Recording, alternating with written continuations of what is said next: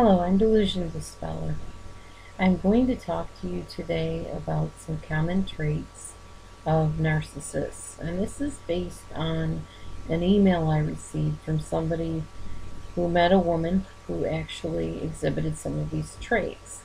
Now, I know you've heard about all the different traits like grandiosity, lack of empathy, all those types of things. But this particular person that emailed me had a way of putting um, his words about what happened into a very descriptive manner. And I wanted to share it just in case some of you might be asking yourself, well, how would this play out, these traits of narcissism? What would this really look like in a relationship?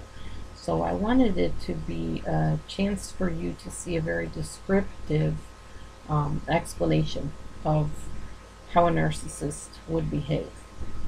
So here we go. Okay. Narcissists often have leadership roles.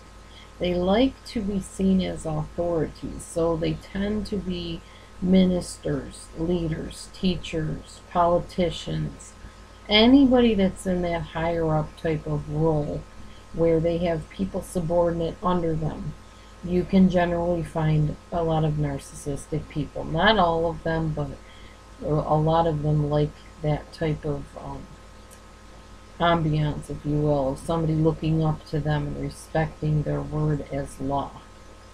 Narcissists tend to be very flattering, especially at first when they meet a new supply source. They will say anything that they believe you want them to say, that you want to hear.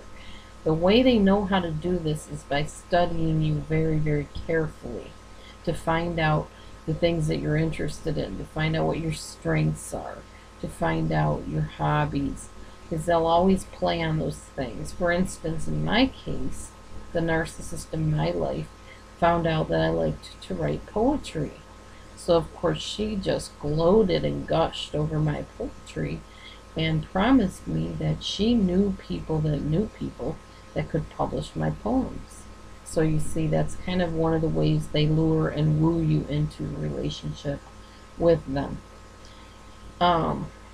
Something I call an interesting initial phenomena is that a lot of times when you enter a relationship with a narcissistic person, it seems like everybody around you is saying how you and her or him are the perfect couple or the perfect pair, and that you're so good for each other, and you can just tell how much you guys care about each other, and how, you really have the same goals in mind and the same plans at heart. And people will sometimes even almost prophesy that you belong with this person. It's very odd because you're thinking, well, if all these people think we're so great together, it can't be a bad thing, right? I don't know why exactly that happens, which is why I called it an interesting initial phenomenon.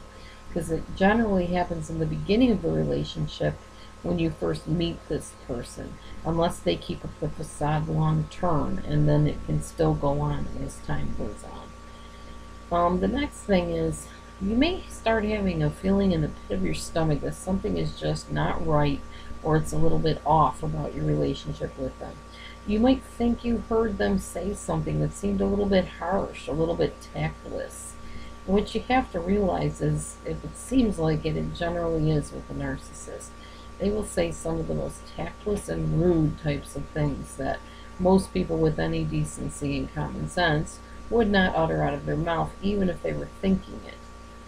In fact, one of the narcissists in my life used to joke around saying, I'm only saying what you're thinking, or I'm only saying what everybody else is thinking. Even if it was cold and harsh and mean towards somebody, that was her alibi for why she uttered it out of her mouth. Narcissists often tend to have a very flat affect. That means they don't show a whole lot of emotion. Many of them can be kind of monotone. If they do show an emotion, it's very brief, a brief smile, a brief giggle. It's not something that lasts, and it's very fleeting. A narcissist will seem to be examining you. They will stare at you and glare at you as if to try to read you, and indeed some of them are very good at reading people. And that's what makes them scary and almost crossing the line into psychopathology. Narcissists tend to use subtle put downs towards you, like, you can't possibly be tired already, or how are you ever going to keep up with me, or what do you know anyway? My neighbor actually recently said to me, I was having a conversation with her. We were talking about the outdoors and our gardens. She was telling me about how she mows her lawn, she takes care of her garden and such. And I said, well, I'm more of a city person. I've never really been an outdoors type of person. In fact, I'm really not an outdoors person now. I prefer the indoors. Her response was, that's evident. You know, that was just rude and narcissistic and tactless. But that's what they do. And yes, they really do say those things without winking an eye.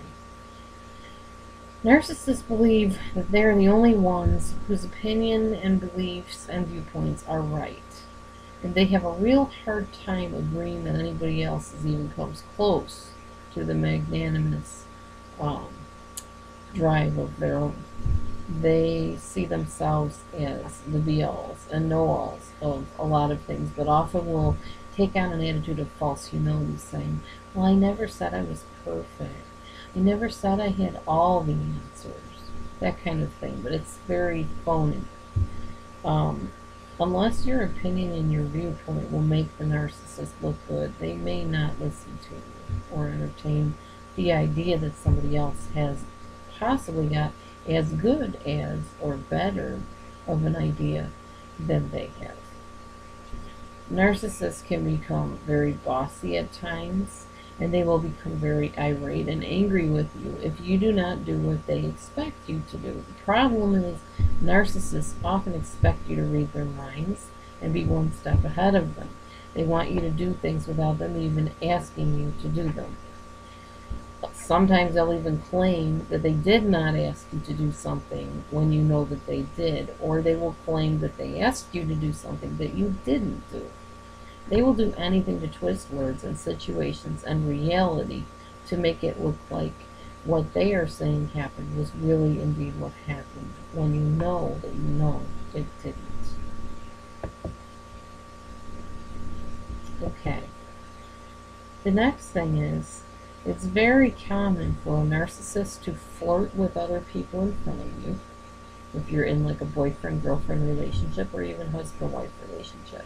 It's also common for them to take somebody that you really don't care for very much for whatever reason and totally befriend that person in a close, intimate way right in front of your eyes, to the point where you're saying, did they just do that? Yes, they did, and they do. They will dangle their conquests right in front of you, boldly, proudly, and very openly, without any remorse or any care of how it's killing you inside.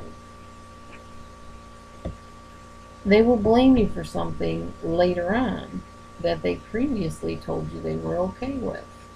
They may say, oh, well, I don't mind you talking to that person. But then later on, they'll come and attack you and say, how could you talk to that person? And you'll say, well, you told me it was okay. They'll either say, no, I didn't, or you're delusional, or you're dreaming. You know, I never said that. Why would I say it was okay for you to talk to them?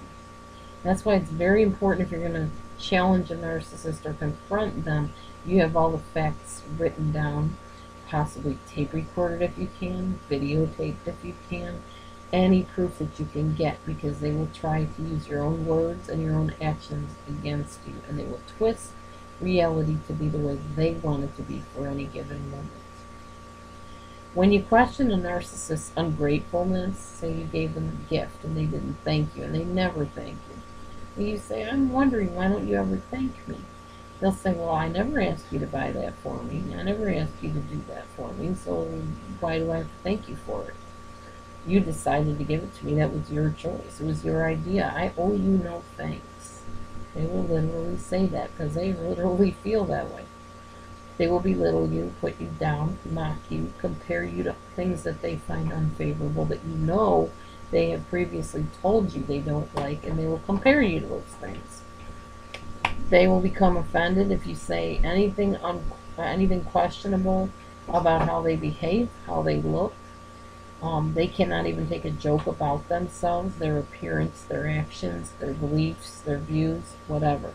Basically, they are very much dish it out but can't take it type of people. Okay.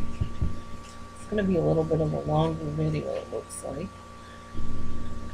Alright. When a narcissist is confronted, he or she will take the path of least resistance. They will claim that you're exaggerating, lying, heard them wrong, can't be seriously thinking they would say or do something like that, when you know you just saw them do it or you heard them say it. They will swear to it. They will copy and imitate people they admire, often claiming those people's actions and words as their own. They will portray a public image of being the true civilian, the humanitarian, the confidant, the counselor, the best friend, and even the model, meaning a physical model, because they want you to think that their appearance is the best, their knowledge is the greatest, and they are the kindest, most wonderful people on the earth. And actually, some people believe that. That's why they have their followers and their fan clubs, which are usually pretty large. They always have that one little sidekick, imp. I'm trying to think of what else I can call a minion that does their bidding. A lot of times they're covert abusers.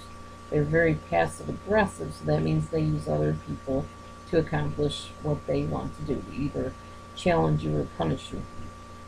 They often have pet names for their supply sources and people that admire them. That makes the people feel like they are being endeared to the narcissist above anybody else. The problem is, once they are starting to replace that person with their new supply source, they're already using those pet names with a new person. So if your narcissistic person in your life called you their sweet pea, don't be surprised if they're either calling the next supply source the same thing, or they have a different name for the next supply source. But it's always that endearing name that makes that person realize that they are the closest to them, till the bomb falls on them. They have no remorse when you end the relationship with them, but they will become upset if they see that you somehow have doubted their credibility, their ministry, their occupations, their reputations, or the things that they said. They do not like being confronted. They don't like being called upon or called on things. They don't like accountability, because the thing is with the narcissist, a lot of times there's a deep-seated shame, and if they believe that they're guilty of something, that calls that shame to the surface, and they've learned to stuff that shame down.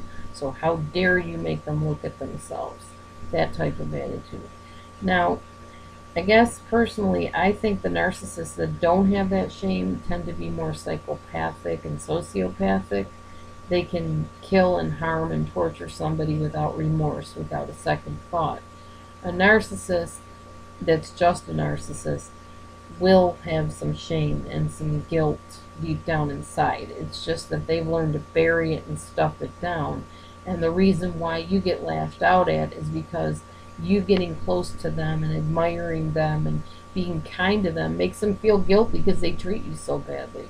And then that makes them realize that they're not this nice person they're portraying themselves to be. So that's just a little bit more information about narcissistic personality disorder and how it actually plays out. And I thank that person for writing in and being so descriptive about his relationship with this lady in his church, because it really did give me a little bit of information that I could share that was more specific.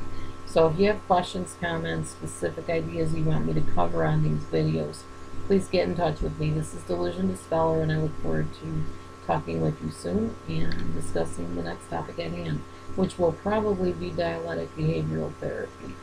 So God bless you, and we'll see you soon. Bye for now.